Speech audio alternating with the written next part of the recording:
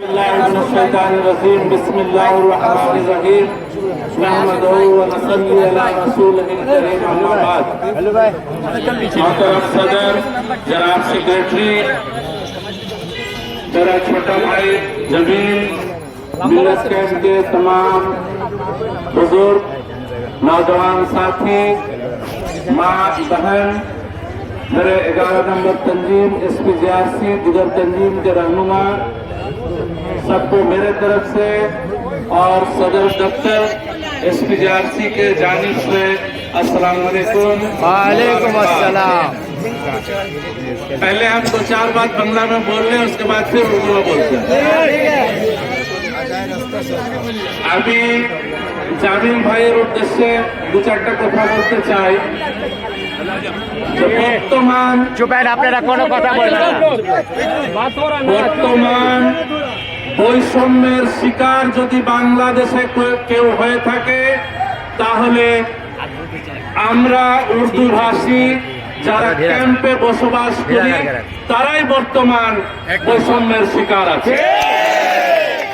জামিল ভাই বললেন রাস্তায় নামতে হবে না, রাস্তায় না নামলে আজকে সরকার উৎখাত হইতো না। অবশ্যই আমার ন্যায্য দাবি নিয়ে আমাকে রাস্তায় নামতে হবে। আমরা বিগত 1971-এর আগে ক্যাম্পবাসী ছিলাম না, মিরপুরে আমাদেরও বাসা ছিল, আমরাও বাড়িওয়ালা ছিলাম, আমরা বাড়িওয়ালার বাইরে ছিলাম না। কিন্তু আজকে প্রতিবার যখনই সমস্যা হয় কাদের উপরে হবে? বৈষম্যের শিকার কারা হবে? বিহারিরাই হবে। আমরা তো ভাই 74 বিগত 71-এর পর থেকে যতগুলোই আন্দোলন করেছি আমরা কারো বাসার একটা কাজ পর্যন্ত ভাঙি নাই। এটা আমাদের ইতিহাসের মধ্যে আছে। আমরা মার খেয়েছি, আমরা জেলে গিয়েছি, আমরা জুলুম সহ্য করেছি, কিন্তু আমরা কারো উপরে জুলুম অত্যাচার নিপীড়ন নির্যাতন করি না। অতএব আমি বৈষম্য বিরোধী ছাত্র নেতৃবৃন্দকে আহ্বান জানাবো তারা যেন তাদের যেভাবে সংস্কার নিয়ে আসছেন তার মধ্যে সবচেয়ে বড় সংস্কার হওয়া উচিত যে এই জনগোষ্ঠী যারা গ্যাস চেম্বার হিটার যেভাবে তৈরি করে রেখেছিল আমরা গ্যাস চেম্বারের মধ্যে আজকে বসবাস করছি। লজ্জার বিষয় যে 8 ফিট বাই 8 ফিট ঘরের ভিতরে মা বাবা স্বামী স্ত্রী সন্তানদেরকে নিয়ে আমরা কিভাবে বসবাস করছি। আমার বাড়ি আমার সামনে 2 তলা বিল্ডিং, আমার বাসা আমার জায়গায় বিল্ডিং করে মানুষ আছে, কিন্তু আমি ক্যাম্পে বসবাস করছি। এদিকে আপনারা একটু নজর দিয়ে ভাই, এটা আমার অনুরোধ থাকলো আপনাদের কাছে। हम तमाम मिल्लत कैंप भाई बहनों का शुक्रगुजार हैं, बिलखुसूस 11 नंबर से मेरे साथी सबीर, मेरे अली चचा, इम्तियाज भाई, बहुत सारे जो दिगर तंजीम के भाई थे यहाँ पे, फक्कू भाई, बबलू साहब, मुस्ताक साहब और भी जो लोग आए थे इस कैंप के हिफाजत के लिए हम उन लोगों को सलाम पेश करते हैं। সাথে সাথে আমি আরো একটা কথা বলতে চাই বৈষম্য বিরোধী ভাই বোনদেরকে, যে অনেক নেতৃবৃন্দ আছেন আমাদের যাদের বয়স, যারা ঠিক মতো হাঁটতে পারে না, তাদের উপরে নাকি অস্ত্র মামলা, মিথ্যা মামলা দেওয়া হয়েছে। ফাক্কু সাহেবের কি সময় আছে এখন উনি অস্ত্র চালাবে? বাবলু সাহেবের কাছে কি এই সময় আছে যে উনি অস্ত্র চালাবে? শাওনকে নিয়ে গেছে ধরে। আমাদের কেন্দ্রীয় কার্যালয় থেকে একাধিক নেতৃবৃন্দের উপর মামলা রয়েছে। আমরা তো ভাই যাইনি আপনাদের ইয়াতে কোথাও আগুন লাগাতে, আমরা কোথাও ভাঙচুর করতে, লুটপাট করতে, কিন্তু এখনো আমাদের উপরে মামলা চলতেছে। আমি সরকারের কাছে আহ্বান জানাবো, বৈষম্য বিরোধী ছাত্র ছাত্রী ভাইদের কাছে আমি আহ্বান জানাবো যে অতি শীঘ্রই যেন তাদের উপরে দায়ের করা মিথ্যা মামলা প্রত্যাহার করা হোক এবং ক্যাম্পের 1 ইঞ্চি জায়গাও যাতে খালি না করা হয় তাদের পুনর্বাসন না হওয়া পর্যন্ত। আমরা আগে পুনর্বাসন চাই। আপনি আসেন, আমাদের সাথে বসেন, কিভাবে পুনর্বাসন করতে হবে আমরা দিক নির্দেশনা দিব। আমরা ভুক্তভোগী, আমরা 53 বছর থেকে আমরা এখানে বসবাস করতেছি। তাই মিল্লাত ক্যাম্পের বসবাসরত সমস্ত ভাই বোনদের, মুরব্বীদেরকে আমি বলতে চাই, আপনারা কোনো বিভ্রান্তকর সৃষ্টি কোথায় যাবেন না। আমরা আপনাদের সাথে আছি, এসপিজিআরসি আপনাদের সাথে আছে, মরহুম নাসিম খানের পরিবার যেখানে আপনাদের প্রয়োজন হয় সেখানে উপস্থিত থাকবে ইনশাআল্লাহ।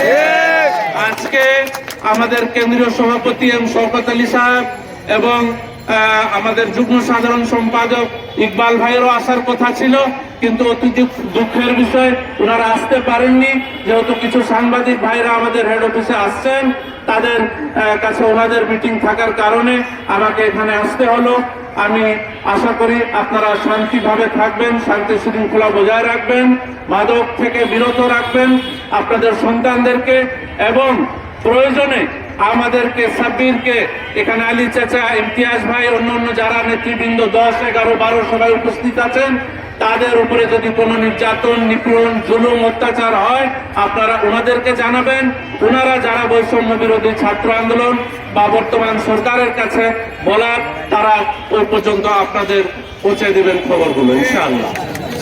আমি আশা করি জামিল ভাই যে হয়তো আমার কথায় আপনি মন খারাপ করবেন না। আমরা আসলে 71-এর পর থেকে যে কষ্টের মধ্যে আছি, হয়তো আপনি যেহেতু মিরপুরের সন্তান, আপনি জানেন যে বিহারীদের কি ছিল আর কি ছিল না। আপনার বয়স কম, আপনি নাও জানেন, আপনার বাবার কাছে, আপনার মায়ের কাছে, আপনার দাদা দাদির কাছে, আপনার নানা নানির কাছে আমাদের হিস্ট্রি জেনে নিয়ে আমরা কি অবস্থায় ছিলাম। আমরা কখনো ভিক্ষার জন্য হাত পাততাম না, আমাদের হাত উপরে থাকতো। কিন্তু আজকে দুঃখের বিষয় যে আমাদের ঘর বাড়ি চাকরি বাকরি সবকিছু নেওয়ার পরে আমাদেরকে আজকে তাদের কাছে হাত পাততে হচ্ছে। যাই হোক, পরিশেষে আমি আমার মিল্লাত ক্যাম্প ভাই বোনদেরকে বলতে চাই যে আপনাদের জায়গা ইনশাআল্লাহ কোন ক্রমে খালি হবে না। যদি হয়ে থাকে এসপিজিআরসি সহ যারা এখানে আছেন, অন্যান্য দলীয় নেতৃবৃন্দরা, বৈষম্য বিরোধী ছাত্র ছাত্রীরা, তারা একসাথে মিলিত হয়ে, একত্রিত ভাবে মিলিত হয়ে তারা প্রতিহত করবেন এখানে। এবং যারা বুলডোজার নিয়ে আসবে ভাঙার জন্য, বান্ধে রাখবেন তাদেরকে এখানে, বান্ধে রাখবেন।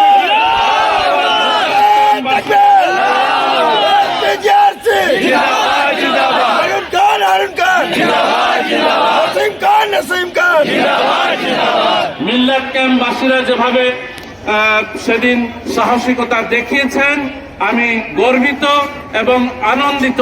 আমি সেদিন সারা রাত সাব্বিরের সাথে কন্ট্যাক্টে ছিলাম, ইমতিয়াজ ভাইয়ের সাথে ছিলাম, মুরব্বীর সাথে আমি কন্ট্যাক্টে ছিলাম যে কি হচ্ছে না আছে আমাকে মুহূর্তে জানাবেন। আপনারা জানেন যে বিগত 4 মাস আগে আমার স্ত্রী মারা গেছে, আমার কোনো সন্তান নেই, আমার ছেলে আছে, মেয়ে আছে 3 জন। আমি মেয়েদের জন্য একটু খুব টেনশনে থাকি, সে কারণে আমি সেদিন আসতে পারি নাই। এজন্য আমি আপনাদের কাছে আন্তরিকভাবে দুঃখিত। কিন্তু ইনশাআল্লাহ যদি কোনো প্রয়োজন পড়ে আপনাদের ডাক দিবেন আমাদের এসপিজিআরসির মাধ্যমে, আমি উপস্থিত হব। এই বলে আমি আমার সংক্ষিপ্ত বক্তব্য। कोई फिक्र करने का बात नहीं है, कोई फिक्र करने का बात नहीं। इंशाअल्लाह आपके साथ है, एसपीजीआरसी आपके साथ है, बहुत सारा अदारा है, वो सब एसपीजीआरसी के साथ है। इंशाअल्लाह वो लोग सब आएगा, आप लोग एसपीजीआरसी में जाइएगा। सब्बीर है वहाँ, अली चचा है, ये लोग बैठेंगे, बात करेंगे, और जिसका भी जरूरत पड़ेगा सबको बुलाया जाएगा। सबको मिलकर हम लोग यहाँ पर काम करेंगे। एसपीजीआरसी को मजबूत कीजिए ताकि कैंप को मजबूत रह सकता है। एसपीजीआरसी के बगैर बिहारी का कोई इतिहास नहीं है। एसपीजीआरसी का इतिहास के साथ बिहारी का इतिहास जुड़ा हुआ है, लिहाजा आप लोगों को फिक्र करने का जरूरत नहीं है। यहाँ शेर खान का घर भी खाली हो रहा था, वाहिद एसपीजीआरसी जो सब्बीर के बोलने पर अली चाचा के बोलने पर जितना मेहनत किया है आज बचा हुआ है। हम शेर खान के कैंप वालों से भी यही कहेंगे कि कोई भी आए पहले पकड़ो वहां पे, उसके बाद फिर बात करो। बोलो यहाँ बैठो, जमील करीब में जमील को बुलाओ, उसके बाद हम लोग आएंगे इंशाल्लाह। इसी के साथ 10 नंबर 10 नंबर 10 नंबर 10 নম্বর में भी 10 হ্যাঁ। নম্বরে কিন্তু ভাই হ্যাঁ। অনেক সমস্যা আছে আমাদের, ওখানে দেখতে হবে। একটা পার্ট কিন্তু উচ্ছেদ করে ফেলা হয়েছে, আরো একটা পার্টের জন্য তারা ব্যস্ত হয়ে রয়েছে যে সেটাকেও তারা উচ্ছেদ করবে। যাতে এরকম না হয় এটা এদিক দিয়ে একটু আপনাদেরকে নজর রাখতে হবে। একটা কুচক্রী মহল তারা চাচ্ছে যে সরকারকে বিব্রতকর অবস্থায় ফেলে দেশকে মানে অস্থিতিশীল পরিস্থিতিতে নিয়ে যাওয়া যায়। इसी के साथ हम अपने तकरीर को खत्म करते हैं। सबको अस्सलाम वालेकुम, अल्लाह हाफिज। एसपी जासी जिंदाबाद, मरहूम नसीम खान पाइंदाबाद, बांग्लादेश जिंदाबाद। अल्लाह हाफिज।